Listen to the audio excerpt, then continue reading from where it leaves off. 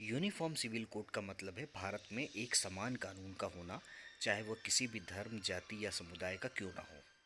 यानी हर धर्म, जाति, समुदाय के लिए एक जैसा कानून। आइए जानते हैं इस कानून से हमारे देश में क्या क्या बदलाव हो सकते हैं। यदि यह कोड लागू होता है तो विवाह, तलाक, संपत्ति के बंटवारे, गोद लेना जैसे चीज़ों के लिए सबको एक समान अधिकार प्राप्त होंगे।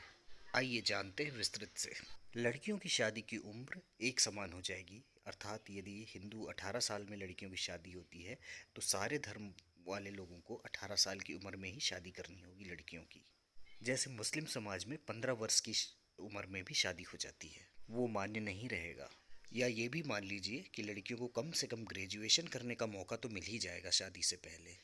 गांव स्तर तक पंजीकरण की सुविधा उपलब्ध कराई जाएगी। यदि किसी ने पंजीकरण नहीं कराया तो उसे शासकीय लाभ नहीं दिया जाएगा।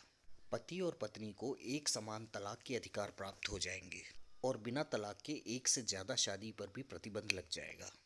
मुस्लिम महिलाओं को हलाला एवं इद्दत से पूरी तरह से छुटकारा मिल जाएगा। मैं बताता हूँ कि हलाला व इद्दत क्या है। हलाला अर्थात यदि किसी मुस्लिम महिला का तलाक हो चुका है तो और उसे अपने पति के पास वापस शादी करनी है तो पहले उसे दूसरे से ब्याह रचाना पड़ेगा, तब वह अपने पहले पति के पास वापस जा सकती है।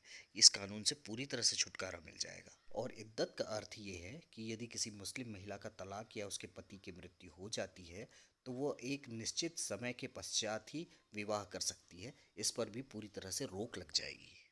यदि नौकरी पेशा बेटे की मौत हो जाती है तो पत्नी को मिले मुआवजे में माता पिता को भी उसके खर्च को शामिल किया जाएगा और उत्तराधिकारी के रूप में उसके बेटे और बेटी दोनों को समान रूप से संपत्ति का बंटवारा किया जाएगा। और यदि पत्नी की मौत हो जाती है तो उसके माता पिता की जिम्मेदारी भी पति को उठानी होगी। लिव इन रिलेशन में रहने वाले लोगों को डिक्लेरेशन देना होगा। संभवतः माता पिता की स्वीकृति भी हो सकती है इसमें शामिल।